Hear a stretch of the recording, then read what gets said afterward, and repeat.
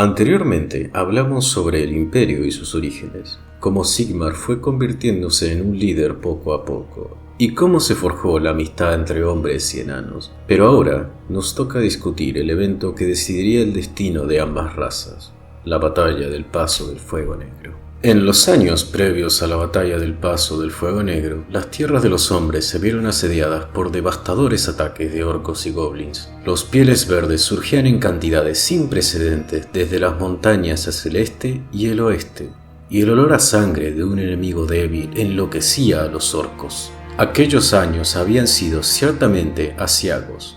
Los agóreros, profetas del dios de la muerte de los humanos, Mor, recorrían las tierras rasgándose las vestiduras y gimiendo que era el fin de los tiempos y que los dioses les habían dado la espalda. Para cuando Sigmar había reunido a las huestes de sus hermanos reyes para marchar al sureste, las tierras de los menógenos y los menogodos estaban completamente sobrepasadas de pieles verdes, con sus reyes sitiados en sus grandes castillos de piedra. Los orcos vagaban impunes por los territorios y arrasaban cultivos y granjas de los inocentes lugareños. Salvajes de piel verde destruyeron aldeas y ciudades, quemando lo que no podían llevarse.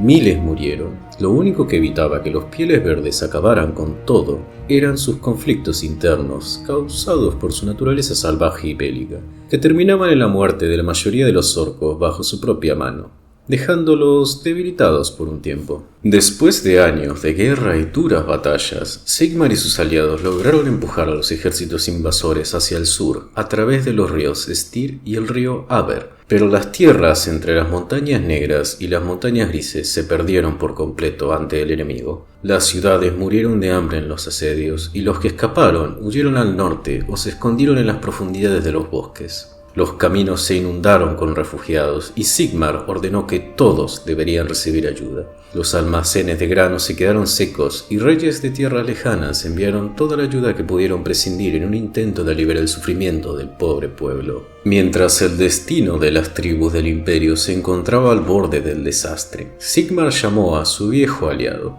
Kurgan Barbahierro, el gran rey enano al que había salvado de los orcos y el cual le había regalado su martillo Galmaraz. Fiel a su juramento de lealtad como cualquier enano, Barbahierro acudió en ayuda de Sigmar lo antes que pudo, y los orcos fueron aplastados entre el ejército humano y enano en la batalla del río Aver.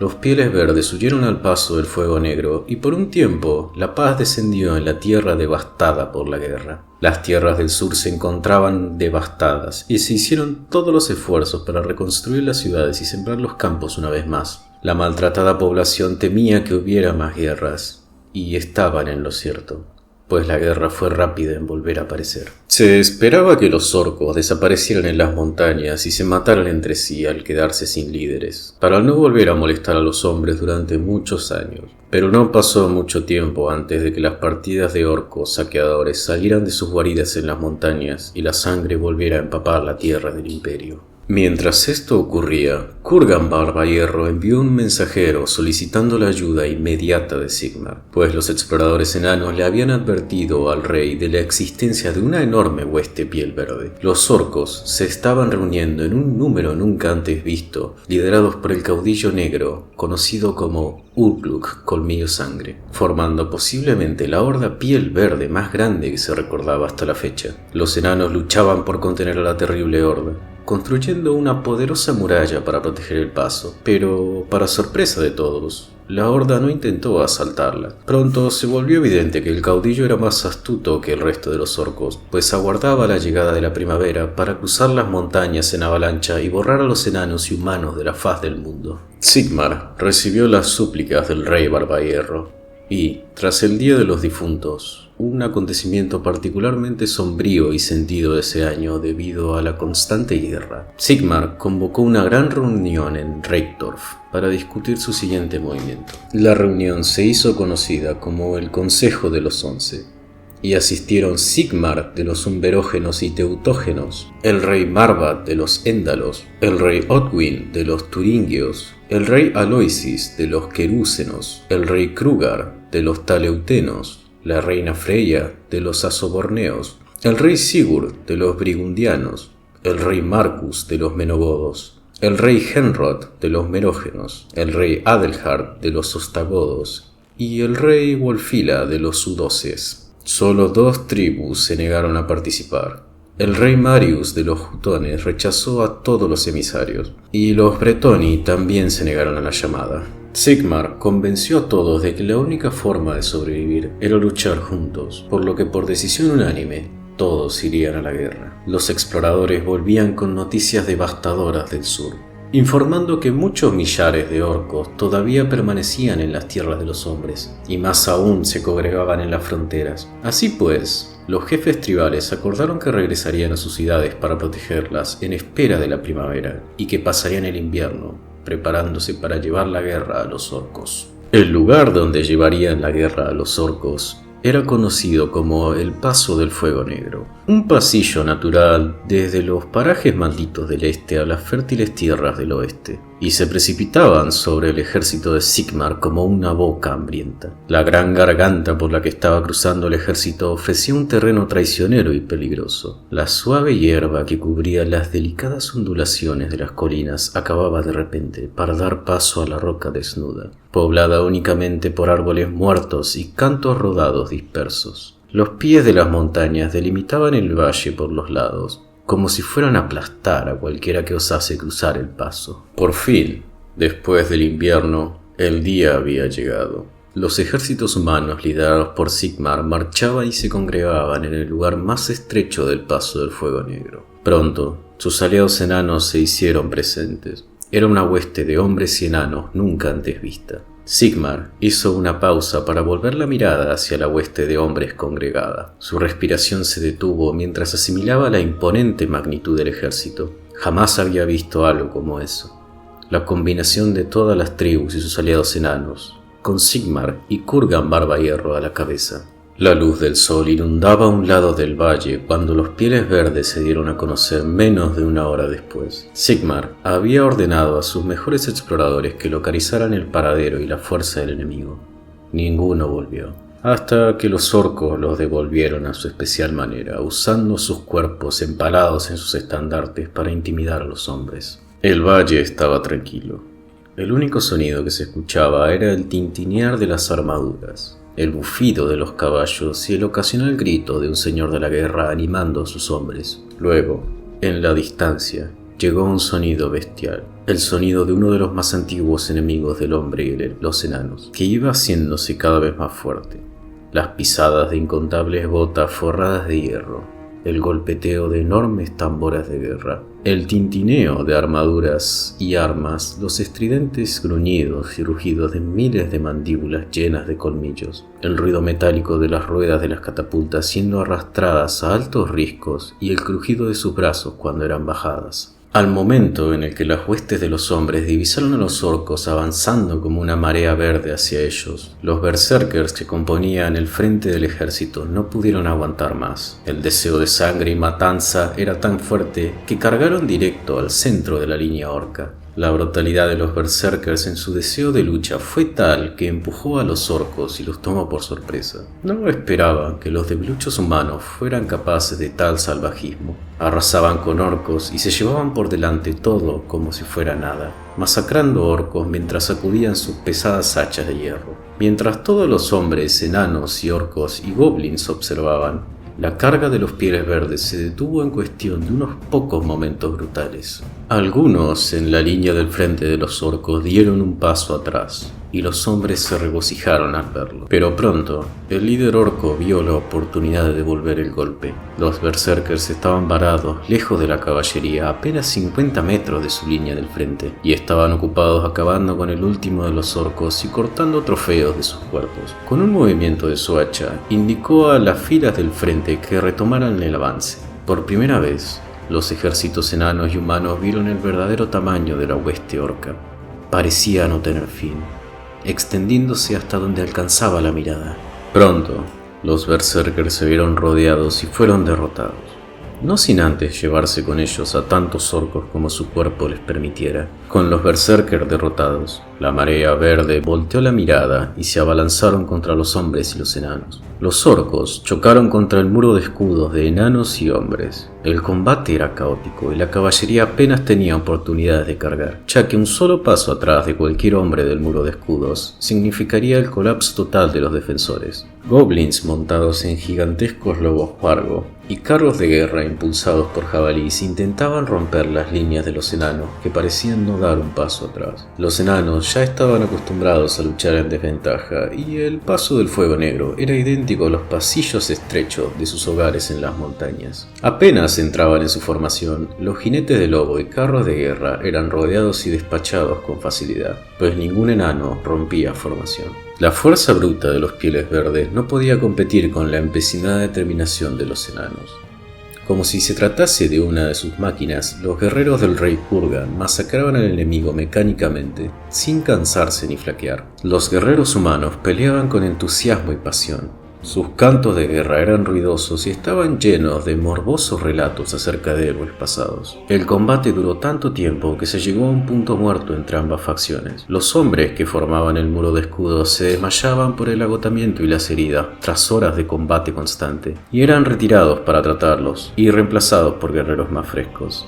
Cada hombre era crucial. El enemigo era tan numeroso que no se podían dar el lujo de morir. La artillería y lanzapiedras de los enanos se estaban quedando cortas de munición, por lo que empezaron a priorizar lugares donde el muro de escudo flaqueara. Los arqueros humanos recurrían a crear flechas rústicas con la madera que tuvieran a mano. Los orcos se habían quedado sin piedras para sus catapultas, por lo que recurrían a cargar a sus muertos para usarlos como proyectil. E incluso los propios guerreros vivos se ofrecían a subirse a las catapultas para arrojarse al centro de la formación humana. La línea de hombres y enanos era cada vez más delgada. Reservas eran enviadas a las vacilantes líneas para afianzarlas, pero una y otra vez había secciones que colapsaban, donde los furiosos orcos tenían que ser obligados a retroceder mediante cargas de caballería hasta que se pudiera reunir a más infantería para cerrar las brechas. Los cansados humanos estaban a solo un paso de llamar la retirada.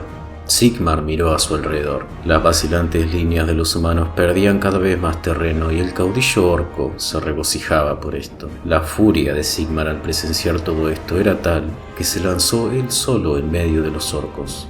Sigmar lanzaba golpes brutales, matando a los orcos en tantos números que se comenzaron a apilar a sus pies. La moral del enemigo comenzaba a flaquear tanto que los orcos se negaban a atacar a Sigmar y simplemente corrían. Sigmar trataba de inspirar a sus hombres con sus acciones o tratar de vencer a la horda orca por su cuenta. Probablemente una parte de ambos. Pero si esperaba o incluso planeó conseguir una reacción del caudillo orco es todo un misterio.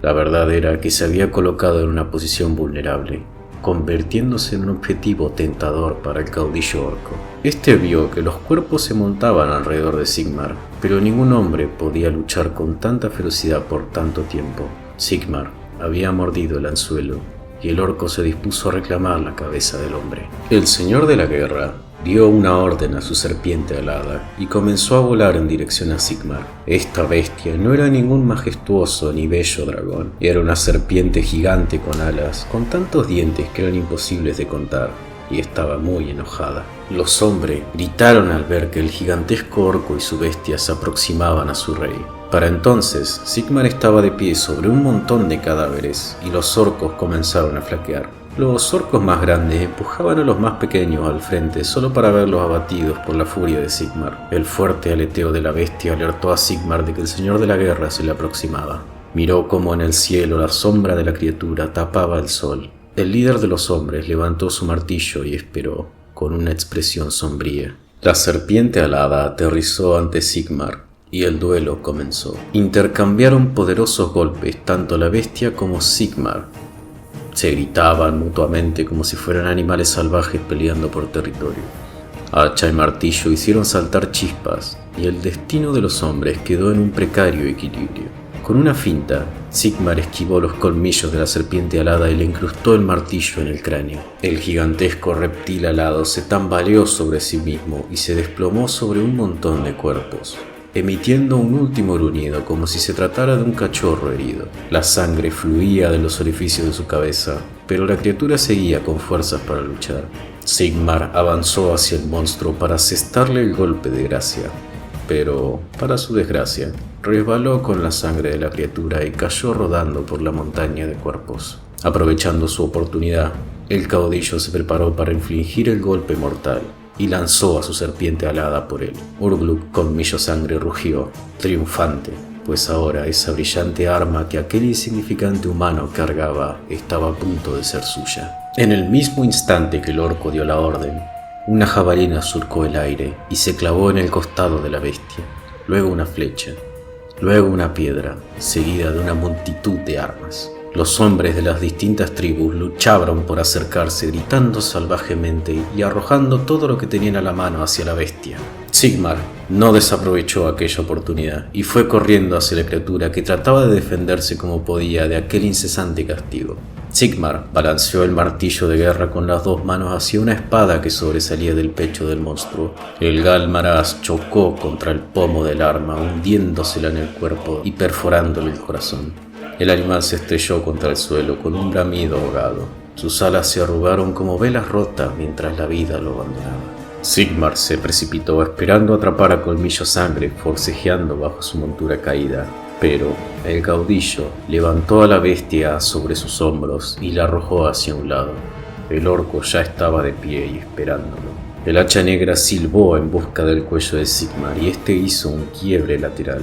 El fuego verde le quemó la piel mientras la hoja pasaba y no le arrancaba la cabeza por los pelos. Ambos guerreros se detuvieron para intercambiar miradas. Un cántico de guerra surgió entre los orcos que rodeaban a Sigmar y Colmillo Sangre. El orco parecía erguirse más y más mientras la brutalidad de su raza lo invadía. Pronto comenzó el duelo. Ambos guerreros atacaban sin piedad. Hacha y martillo chocaron en medio de explosiones de fuego verde y azul. Aunque Colmillo Negro contaba con la ventaja de la fuerza, Sigmar era más rápido y le asestó un mayor número de golpes al orco. A medida que la batalla continuaba, Sigmar supo que estaba llegando al final de su resistencia tras horas de combate, mientras que Colmillo Sangre acababa de empezar a luchar. El cántico de los orcos iba aumentando de volumen mientras lo hacían los gritos de guerra de Sigmar. Sus guerreros luchaban por llegar hasta él, y su coraje le dio fuerzas para seguir luchando. El hacha se le vino encima de nuevo, y Sigmar estrelló el martillo de guerra contra la hoja de obsidiana al acercarse más al enorme orco. Dio un giro agachado e hizo subir a Galmaraz en un aplastante golpe desde abajo. El martillo chocó contra la mandíbula de Colmillo Sangre con un sólido impacto. El cráneo del caudillo rebotó hacia atrás.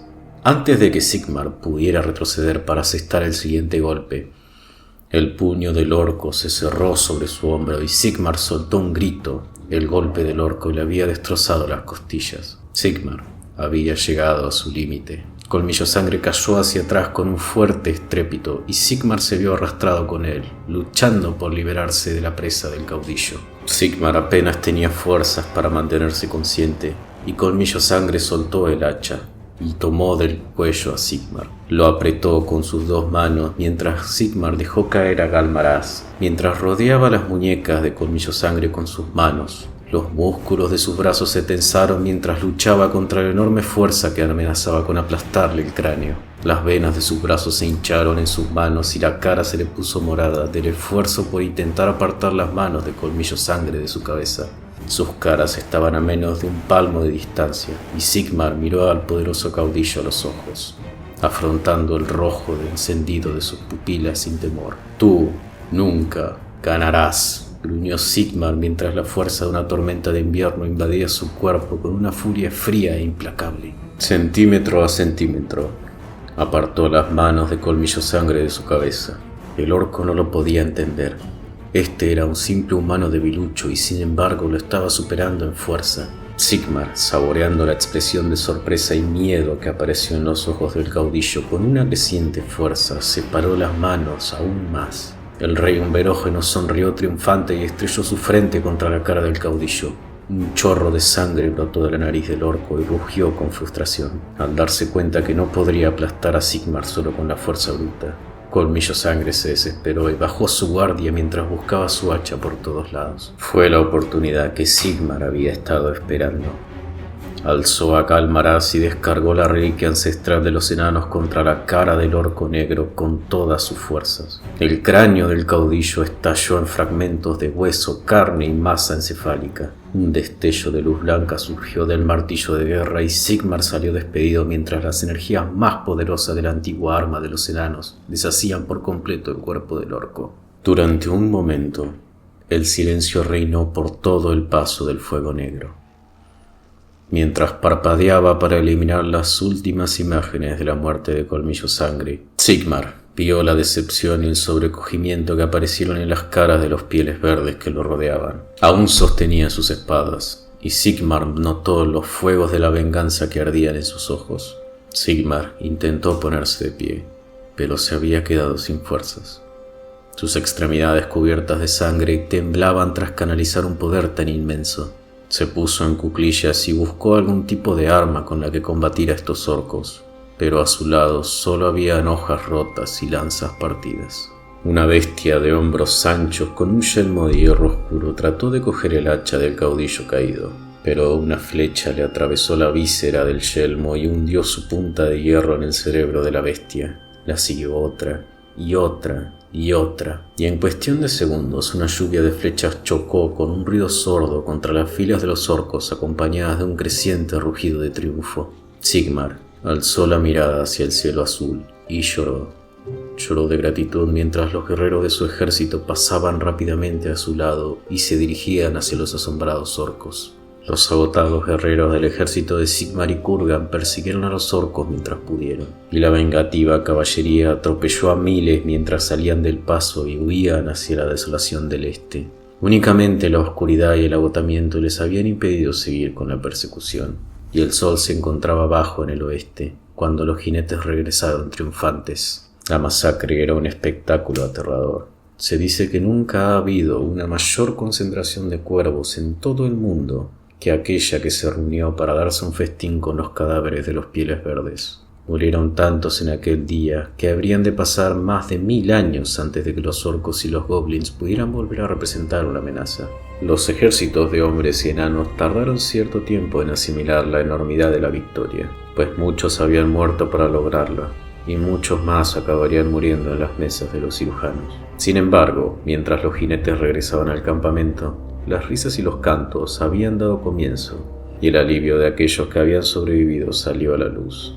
Arrastraron lejos a los orcos muertos y se los dejaron a los carroñeros, mientras los caídos del ejército de Sigmar y Kurgan los llevaron hasta grandes piras funerarias a la sombra de la atalaya enana en ruinas. Las implicaciones inmediatas de la famosa victoria son obvias. No solo el mayor ejército piel verde jamás reunido fue destruido antes de que pudiera invadir el viejo mundo, sino que también marcó el fin de las guerras Goblin, un evento que llevaba siglos diezmando a los enanos. Pero sin lugar a dudas, el legado más importante de la batalla fue que forjó una unidad entre las dispares tribus de los hombres que darían como resultado a la fundación del imperio. Después de la batalla, los humanos regresaron a sus tierras, pero no a su viejo estilo de vida.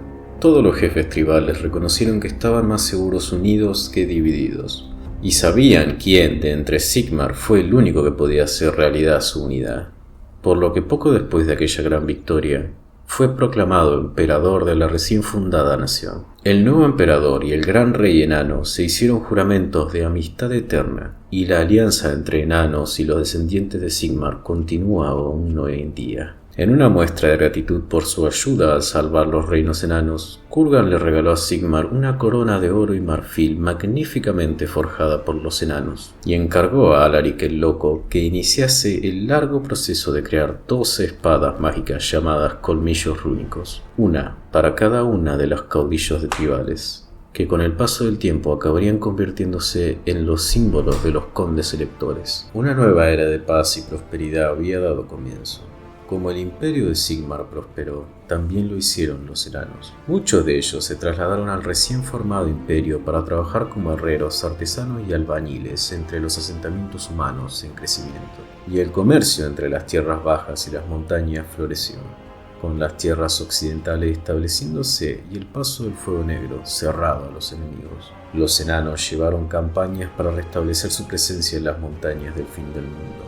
Aunque consiguieron grandes victorias y recuperaron muchos de los tesoros y territorios que se les había arrebatado, todavía quedan muchos enemigos que matar y agravios que saldar. Sigmar fue anunciado como el salvador de la tierra y lideró el recién fundado imperio con brazo de acero y corazón de hierro por muchos años. Una época considerada prosperidad y crecimiento interno para el imperio. Por supuesto, la joven nación siguió teniendo poderosos enemigos y tuvieron que hacer frente a enormes amenazas que le hicieron tambalearse. Pero bajo el gobierno de Sigmar, los muchos peligros que se alzaron fueron derrotados. Y así, gracias a sus proezas, sabio liderazgo y fuerte voluntad, Sigmar Heldenhammer empezó a ser venerado e idolatrado por el pueblo. Y así, siglos más tarde, acabaría siendo adorado como el dios patrón del imperio.